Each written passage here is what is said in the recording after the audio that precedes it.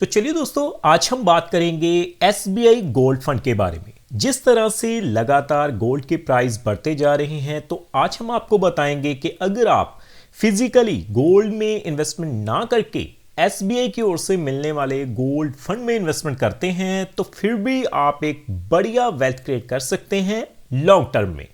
दोस्तों, आज की इस वीडियो में हम इस फंड का रिव्यू करेंगे और जानेंगे किस तरह से लॉन्ग टर्म की इन्वेस्टमेंट करके आप अपने फाइनेंशियल गोल्स को अचीव कर पाएंगे। चाहे आपको अपने घर के लिए एक वेल्थ क्रिएट करनी है, अपने बच्चों के भविष्य के लिए अच्छी वेल्थ क्रिएट करनी है, या फिर अपनी रिटायरमेंट प्लानिंग करनी है। टॉपिक आपको पता चल चुका है, तो चलिए जल्दी से करते हैं वीडियो को शुरू।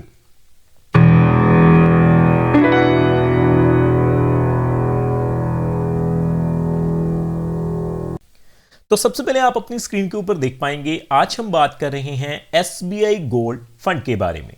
दोस्तों, मैं आपको बता दूं, ये एक ओपन एंडेड फंड है जो कि सीधा सीधा निवेश करता है एसबीआई ईटीएफ गोल्ड में।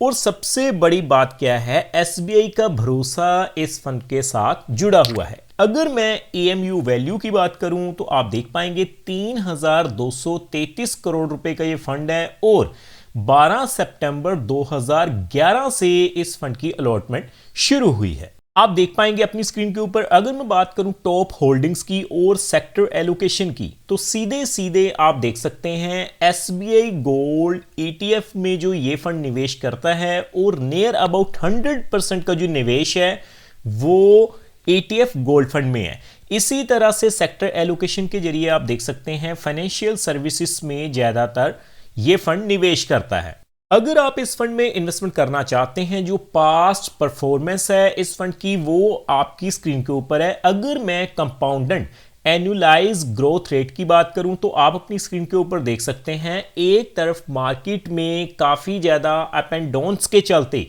करेक्शन के चलते जितने भी फंड्स हैं उनमें गिरावट देखने को मिल रही है। लेकिन अगर हम एसबीआई गोल्ड फंड की बात करें, तो आप देख पाएंगे पिछले एक साल के जो CAGR compounded annualised growth rate निकल के आ रहे हैं वो है जी 35.1%। पिछले 3 सालों के सीएजीआर की अगर मैं बात करूं 17.79%। 5 सालों के सीएजीआर की बात करूं 13.58%।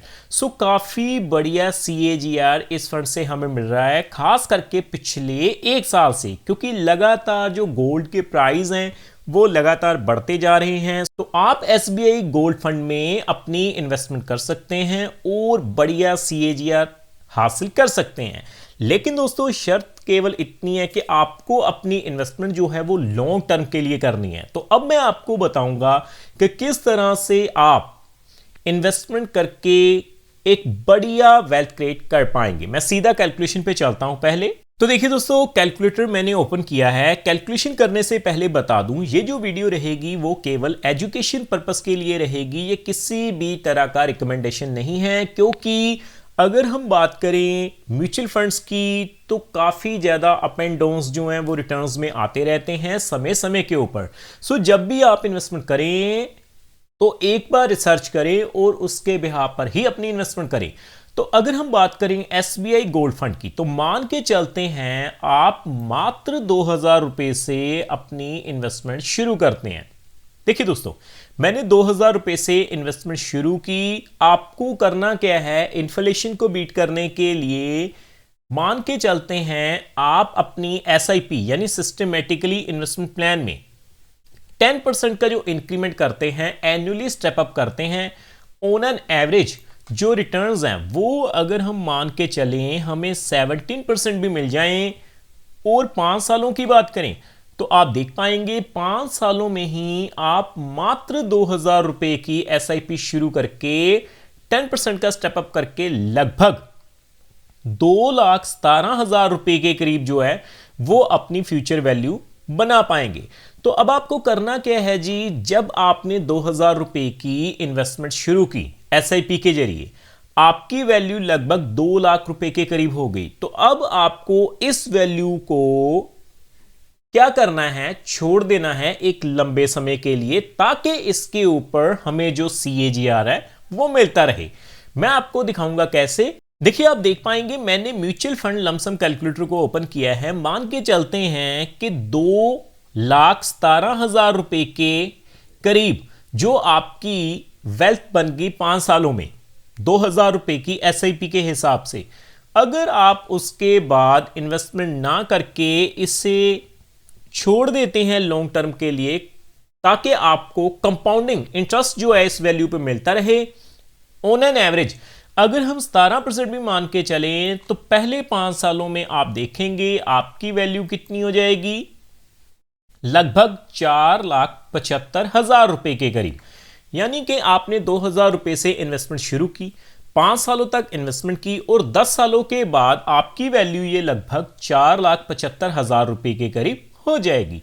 अगर मैं बात करूं इसे 10 साल के लिए इन्वेस्ट रखता हूं तो आप देखेंगे 10 सालों के बाद लगभग आपकी वैल्यू ये कितनी हो जाएगी, अप टू नियर अबाउट 10,43,000 रुपए के करीब। सो अगर हम बात करें 15 सालों की, क्योंकि दोस्तों मैं पहले ही आपको बता चुका हूं कि जब भी आप इन्वेस्टमेंट करें उसमें डिसिप्लिन का एक बहुत बड़ा योगदान है। अगर आप डिसिप्लिन तरीके से लॉन्ग टर्म की इन्वेस्टमेंट करते हैं तो एक बढ़िया वेल्थ क्रिएट कर पाएंगे। तो देखिए 15 सालों में आपकी यही वैल्यू लगभग कितनी हो जाएगी, 22,86,000 रुपए के करीब। और अगर हम बात करें 20 सालों की, यानी कि 2,000 रुपए की स्टेप अप एसआईपी से आपने जो शुरुआत की, 5 सालों में 2,17,000 रुपए के करीब वैल्यू अगर आपकी बन जाती है, आप देख पाएंगे 20 सालों के बाद वही वैल्यू आपकी कितनी हो जाएगी, लगभग 50 लाख रुपए के करीब। यानी कि अगर आपने 25 साल की उम्र से इन्वेस्टमेंट शुरू की और लगभग अगले 25 सालों तक उस इन्वेस्टमेंट को जारी रखा तो कंपाउंडिंग का बेनिफिट देखिए, आपकी फ्यूचर वैल्यू लगभग 50 लाख रुपए के करीब हो जाएगी। और फाइनली अगर हम इसे 25 सालों के लिए छोड़ देते हैं तो आप देखेंगे आपकी वैल्यू 1,09,00,000 रुपए के करीब हो जाएगी।